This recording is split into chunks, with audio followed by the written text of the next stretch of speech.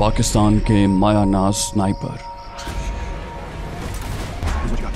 राजा ज़ीशान हैदर की हंगामा खेज दास्तान। वतन दुश्मनों से नबरदाज़मा राजा ज़ीशान हैदर उर्फ SS और उसके जिगरी यार सरदार खान की मौत की आंखों में आंखें डालकर अपने वतन की बका के लिए जिद्दोजहद। कदम कदम पर सनसनी और असरार के रंग लिए ऐसे वाक़यात कि सुनने वालों के सांस थम जाएं। स्नाइपर और स्पॉटर के बाद हाजिर खिदमत है इसी सिलसिले की नई कड़ी, स्नाइपर का तीसरा हिस्सा शूटर।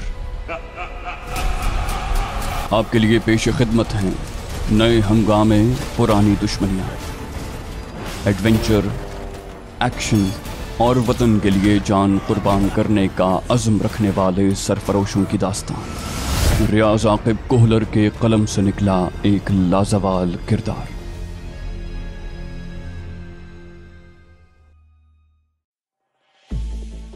दुश्मन के हेडक्वार्टर की तरफ से तेज फायरिंग शुरू हो गई।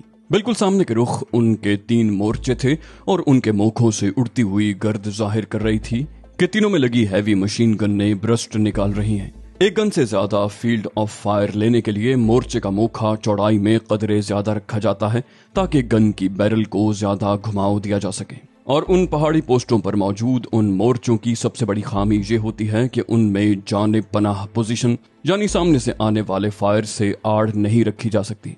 यूं तेज तर्रार स्नाइपर्स इस खामी को अपने मकसद के लिए इस्तेमाल कर लेते हैं। मैंने दाएं तरफ के पहले मोर्चे की तरफ बैरल को मोड़ा और मोखे पर शिस्त साध ली।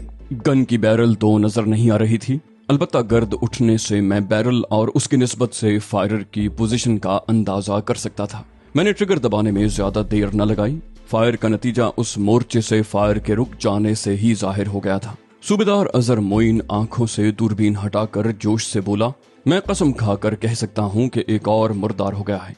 मैं जवाब देने के बजाय दूसरे मोर्चे की तरफ मुतवज्जे हो गया था। उसे भी एक ही गोली से खामोश करवाकर जब तक मैं तीसरे मोर्चे की तरफ मुतवज्जे होता उसमें फायरिंग खुद ब खुद रुक गई थी।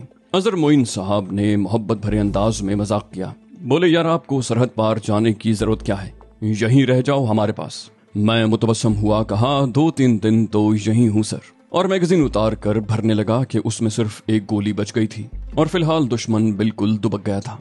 मुसलसल अपने आदमियों को निशाना बनते देखकर उन्हें समझने में देर न लगी कि उनका पाला किसी स्नाइपर से पड़ गया था। मैगजीन भरकर मैं लेफ्ट तुर्कियां पोस्ट की तरफ मुतवज्जे हो गया। उसका फासला दुश्मन के बटालियन हेडक्वार्टर से कम था।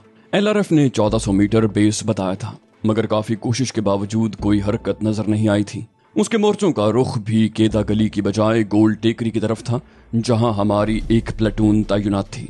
अजहर मोइन साहब भी दूरबीन के जरिए लेफ्ट तुर्कियां की जानिब मुतवज्जे था। जरा सी भी नकलो हरकत न होती देखकर उसने तबसरा किया, उन सुरमाओं तक भी खबर पहुंच गई होगी कि कोई स्नाइपर मैदान में आया हुआ है। आम हालात में ये इंतहाई एहतियात बरतते हैं, ऐसी सूरत में तो और भी मोहतात हो गए होंगे। उन 2 के अलावा दुश्मन की एक तीसरी post forward observing post battalion headquarter से कदरे नीचे और दाएं जानिब नाला मोड़ के करीब ही मौजूद थी, मगर उसका फासला ज्यादा था। मैं ओपी की छत से नीचे उतरकर राइफल को साफ करने लगा। रात का खाना मैंने पोस्ट कमांडर मेजर ज़ीशान के हमरा बैठकर खाया। वो मेरा हम नाम था, लेकिन वहां मैंने अपना नाम अरसलान बताया था। उस तक मेरी दिन की कारकर्दगी पहुंच चुकी थी, तभी उसने मुझे खाने की दावत दी। उसने मेरे बारे में जानने में दिलचस्पी जाहिर की।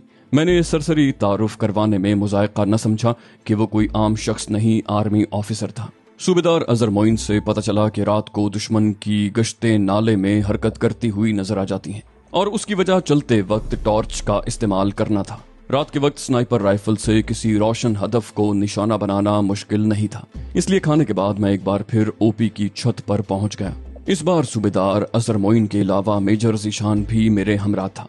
रात को पहाड़ी इलाके में हरकत करते वक्त उमूमन रोशनी करना नागुज़ीर हो जाता, क्योंकि ढलवानी रास्ते पर रोशनी के बगैर सफर करना काफी हादसात का बायस बन सकता है। अलबत्ता कुछ होशियार और समझदार सिपाही अपनी टॉर्चों के शीशों पर रंगीन कागज चढ़ा देते हैं।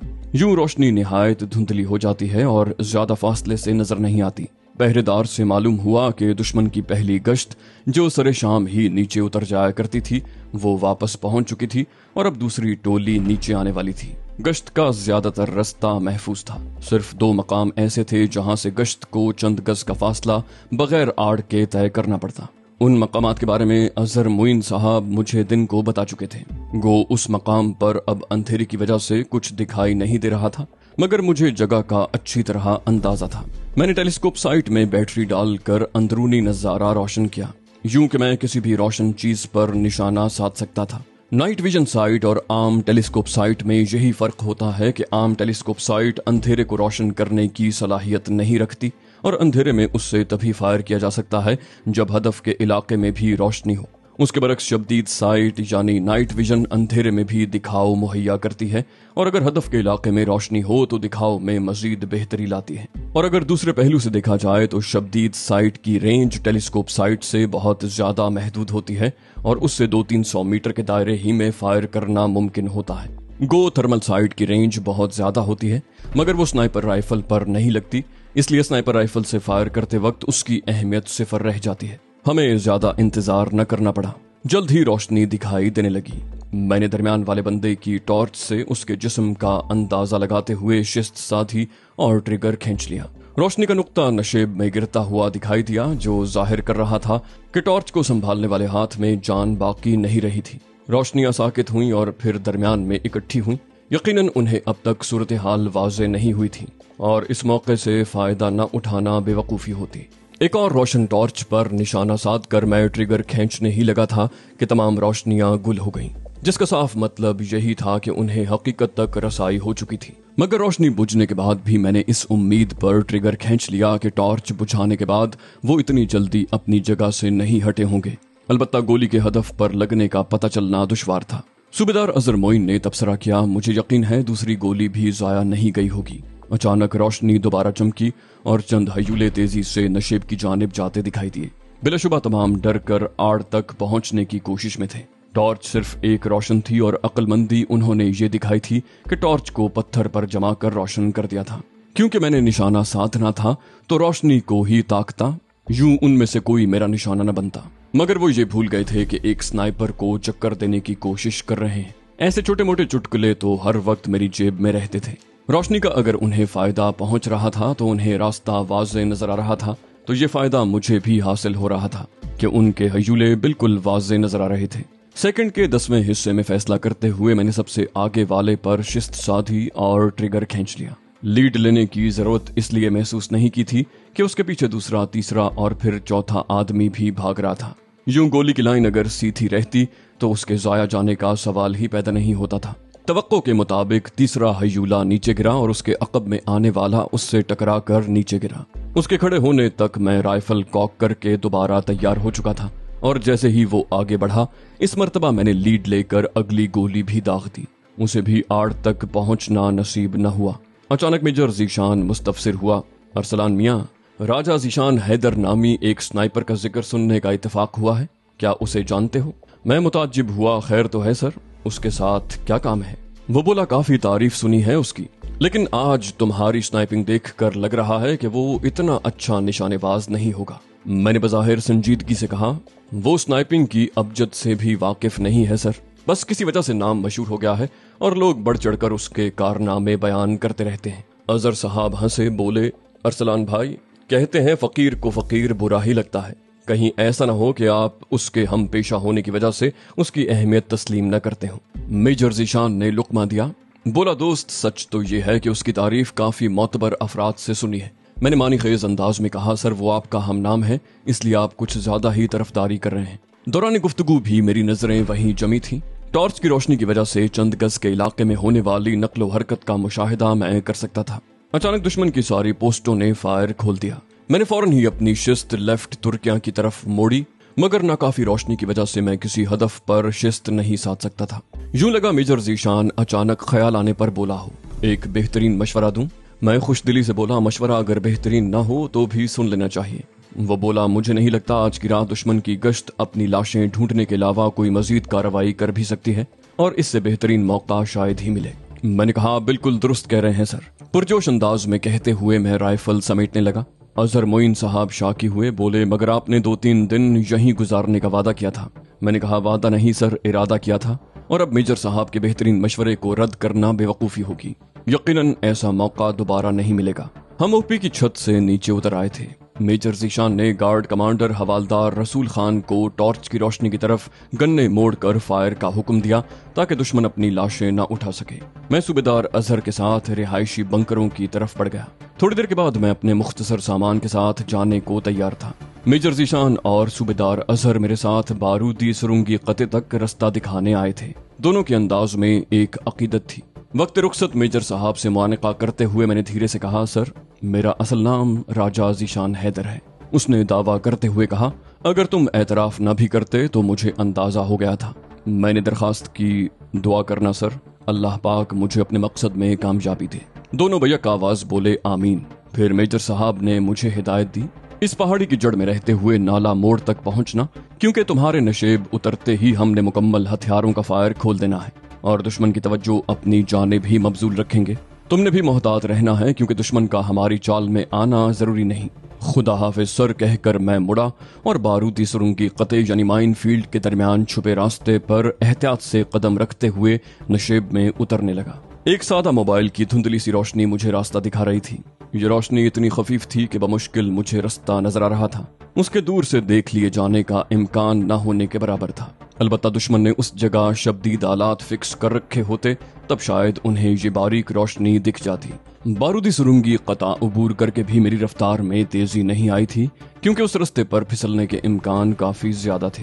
मैं 2-3 बार पहले भी इस रास्ते से गुजर चुका था, मगर हर मर्तबा रात ही को वहां से गुजरने का मौका मिला था, इसलिए रास्ते की पहचान इतनी नहीं थी कि भागकर उतरा जाता। उसके साथ मेरी ये कोशिश भी थी कि मोबाइल टॉर्च की रोशनी का रुख बिल्कुल जमीन की तरफ रहे, यूं दूर से रोशनी के नजर आने का इम्कान बिल्कुल बाकी न रहता। मुझे नशेब तक पहुंचने में 20-25 मिनट लगे। मेजर ज़ीशान ने मुझे आधे घंटे की मोहलत दी थी, उसके बाद उसने फायर खोल देना था। मैं पहाड़ी की जड़ में रहते हुए नाला मोड़ की जानिब चल पड़ा। चंद मिनट के बाद ही तड़तड़ाहट की तेज आवाज उभरी और तमाम पोस्टों ने दुश्मन की पोस्टों पर फायर खोल दिए। उसमें LMG, MG, HMG, 12.7 mm, 14.5 mm, AGS 17 और AGL 35 शामिल थी। दुश्मन भी कहां पीछे रहने वाला था। उसकी तो हलाकतें हो चुकी थीं, उन्हें ज्यादा गुस्सा था। उस वक्त नाले में चलना निहायत खतरनाक था। कोई बैद न था कि कब कोई भूली भटकी गोली मेरा मिजाज पूछने पहुंच जाती। पहाड़ की जड़ में चलने की वजह से मेरा सफर असल फासले से दुगना हो गया था, मगर यूं हिफाजत का पहलू ज्यादा था।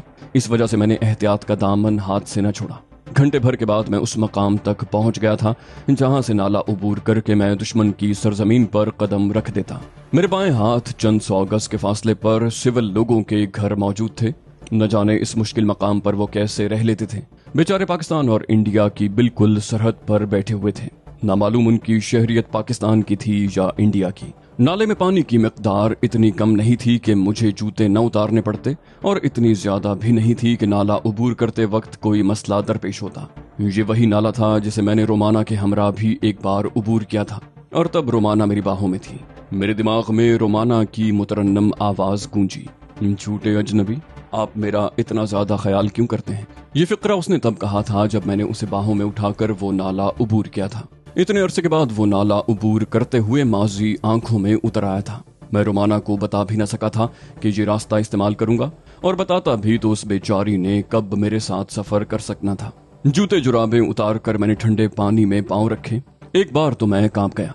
चंद गज चौड़ा नाला उबूर करके मैं दूसरी जानिब पहुंचा और पहले पांव खुश्क करके जुराबें पहनी और फिर जूते डालकर चलने को तैयार हुआ। इंडिया की फॉरवर्ड ऑब्जर्विंग पोस्ट कदरे बाएं जानिब रह गई थी। वहां बिखरी झाड़ियां मेरी हरकत को आड़ मुहैया कर रही थी। नाला मुड़कर 200-300 गज आगे तक था, मगर बुलंदी पर इंडिया की एक और पोस्ट थी जो इसी मोड़ की हिफाजत पर मामूर थी। मुझे उस पोस्ट के नीचे से होकर गुजरना था। फॉरवर्ड ऑब्जर्वर पोस्ट से शोरगुल की हल्की हल्की आवाजें आ रही थीं। यकीनन वो अपने हलाक होने वाले साथियों के बंदोबस्त में मशगूल थे। उनकी मसरूफियत मेरी हरकत के लिए अजहद मुफीद थी। नाला मोड़कर मैं जूं ही जरा सा आगे बढ़ा, तेज रोशनी नजर आई। मैं तेजी से एक झाड़ी में रूपोश हो गया। थोड़ी देर के बाद उनकी बातों की आवाज भी आने लगी। वो अपने हलाक होने वाले साथियों पर तबसरा कर रहे थे। वो किसी महाबली पोस्ट नामी जगह से आ रहे थे जो चंद किलोमीटर अकब में थी। उनकी गुफ्तगू से ये भी मालूम हुआ कि वो फॉरवर्ड ऑब्जर्विंग पोस्ट की तरफ गामजन थे, जहां उनके साथियों की लाशें लाई जा रही थी। यकीनन स्नाइपर के खौफ से उन्होंने लाशें ऊपर ले जाने की बजाय नीचे उतारना मुनासिब समझा था। उनके गुजरने तक मैं बेहिस्सो हरकत झाड़ी में लेटा रहा। जूं ही वो मोड़ मुड़े मैं आगे बढ़ गया। नाला मोड़ से 200-300 गज आगे मगर कदरे बुलंदी पर इंडिया की एक और पोस्ट थी जो उसी मोड़ की हिफाजत पर मामूर थी। मुझे उस पोस्ट के नीचे से होकर गुजरना था। मैंने अंधेरे में ही सफर जारी रखा। अब रोशनी करना खतरनाक था। यूं रफ्तार तो कम हो गई मगर एहतियात का तकाजा यही था कि मैं रोशनी न करता। यूं भी मुसलसल अंधेरे में रहने से आंखें इस काबिल हो जाती हैं कि इंसान बड़ी और वाज़ेह रुकावटों को देख सके। पोस्ट पर रोशनी नजर आ रही थी, जिसकी वजह से मुझे ये अंदाजा लगाने में आसानी थी कि पोस्ट से कितनी दूर आ चुका हूँ। मैं इस रास्ते पर पहले भी 1-2 बार सफर कर चुका था, मगर जिन लोगों का ऐसे इलाके से वास्ता पड़ चुका हो वो अच्छी तरह जानते हैं कि पहाड़ी इलाकों में समत दुरुस्त रखना निहायत मुश्किल है। गुंजान नाले, बुलंदियां, घनी झाड़ियां, दरख्तों के झुंड और एक जैसी पथरीली चट्टानें भला कब रास्ते की शनाख्त से बेफिक्र होने दे सकती हैं। उसके लिए नक्शे का होना बहुत जरूरी है। गो तरबियत याफ्ता बंदे को रास्ता मालूम ना भी हो, उसको नक्शा भी दस्तयाब न हो, तब भी वो मुख्तलिफ जराए से अपनी समत दुरुस्त रख सकता है। और इस ज़मन में सितारे अहम किरदार अदा करते हैं। खुसूसन कुतबी सितारा तो समत दुरुस्त रखने के लिए अल्लाह पाक की नेमत है। बस तरीक़ा कार का पता होना चाहिए। अलबत्ता मैंने जहां जाना था खुशकिस्मती से उस पहाड़ के सारे नाले उसी वादी में जा निकलते थे। इस वजह से मैंने रास्तों की शनाख्त पर ज्यादा जोर न दिया। गो एक स्नाइपर को अपनी यादाश्त पर बहुत भरोसा होता है और होना भी चाहिए कि मिशन पूरा करने को पहला मरहला रसाई का होता है। अगर स्नाइपर कार्रवाई के इलाके में ही ना पहुंच सके तो मिशन तो नाकाम हो गया। मेरा सफर रात भर जारी रहा। मुख्तलिफ नालों को उबूर करता, नशेब फराज से गुजरता मैं सुबह तक चलता रहा। मलगजा उजाला होते ही मैंने छुपने के लिए जगह की तलाश शुरू कर दी। रास्ते से हटकर चंद घनी झाड़ियां मुझे दिन गुजारने के लिए बेहतरीन लगी। चूंकि उस इलाके में सिविल आबादी मौजूद नहीं थी, इसलिए मैं दिन को हरकत नहीं कर सकता था, वरना दूर से नजर आने का खतरा था। पोस्ट से 2 वक्त का खाना मैं ले आया था। रात भर चलने की वजह से उस वक्त अच्छी खासी भूख महसूस हो रही थी। ठंडा खाना खाकर मैंने पानी पिया और पाक रब का शुक्र अदा किया, जिसने इस हालत में भी मेरा रिस्क मुझ तक पहुंचाया था। दिन को दुश्मनों की 2 टोलियां वहां से गुजरती नजर आईं, मगर उनका मकसद रोजमर्रा के काम थे, इसलिए वो रास्ते ही पर गामजन रहे। गुरूब आफ्ताब के साथ मैं बचा हुआ खाना खाकर चलने को तैयार हो गया। गुज़श्ता रोज की निस्बत मुझे खतरा कम लग रहा था। फरलांग भर चलने के बाद पानी के चलने की आवाज सुनकर मैं उस जानिब बढ़ गया। दिन को पानी की बोतल मौजूद होने की वजह से मुझे पानी की कमी महसूस नहीं हुई थी। बोतल को भरकर मैंने सैर होकर पानी पिया और आगे बढ़ गया। अंधेरा आहिस्ता आहिस्ता ज्यादा होने लगा। 10-11 बजे के करीब दुश्मन की गश्ती टोली नजर आई। उनकी रोशन टॉर्चों ने मुझे 100 गज पहले ही चौकन्ना कर दिया था। उनके करीब आने तक मैं रूपोश हो चुका था।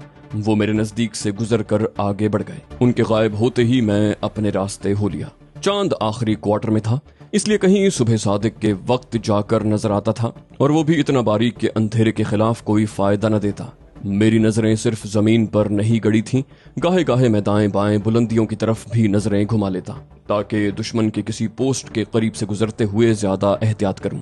सादा मोबाइल की बारीक और फीकी रोशनी की मदद से ही मैं चल रहा था, और जहां इंडियन पोस्ट की झलक नजर आ जाती मैं टॉर्च बंद करके वो नाकाफी रोशनी भी बुझा देता, मगर ये एहतियात ज्यादा देर काम न आई। उस वक्त मैं घनी झाड़ियों के दरमियान से गुजर रहा था, इसलिए बेफिक्री से टॉर्च जलाई हुई थी। यकीनन इतनी घनी झाड़ियों से मध्यम रोशनी कहीं दूर से नहीं देखी जा सकती थी, लेकिन जब किस्मत में खारी लिखी हो तो बहाना कोई भी बन सकता है। एकदम झाड़ियों का सिलसिला खत्म हुआ। आगे नाला साफ था और झाड़ियों के हयूले नजर नहीं आ रहे थे। बाएं हाथ 50-60 गज की बुलंदी पर रोशनी दिखाई दी, जो यकीनन दुश्मन की पोस्ट थी। मैंने दबे कदमों आगे निकल जाना चाहा, लेकिन मान 2-3 कुत्ते नमूदार हुए और एक साथ भौंकने लगे। कुत्तों का भौंकना इतना अनोखा नहीं होता कि किसी भी आवारा जानवर को देखकर ये भौंकना शुरू कर देते हैं, और पोस्टों पर मौजूद कुत्तों का शब भर यही खेल होता है। मगर 3 अदद कुत्तों ने जब मुझ पर चढ़ाई की कोशिश की तो मुझे पत्थर उठाने को झुकना पड़ा, और बदकिस्मती के उसी वक्त पोस्ट की तरफ से बड़ी टॉर्च चमकी। मैं फौरन जमीन बोस हो गया। दरमियानी सी झाड़ी की आड़ भी मैसर आ गई थी, मगर बदकिस्मती ये थी कि कुत्तों को दिलपसंद मशगला हाथ आ गया था। कमबख्तों ने वो शोर मचाया कि कानों के पर्दे फटने वाले हो गए।